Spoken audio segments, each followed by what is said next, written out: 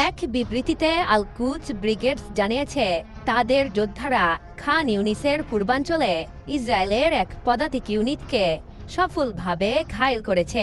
এতে বেশ কয়েকজন ইসরায়েলি সেনা নিহত ও আহত হয়। সংগঠনটি জানিয়েছে, ইসরায়েলি দখলদার সেনারা যে বাড়িতে আশ্রয় নিয়েছিল সেখানে আগে থেকে শক্তিশালী বোমা পাতা ছিল। দখলদার সেনারা প্রবেশ করার পরপরই বিস্ফোরণের ঘটনা ঘটে।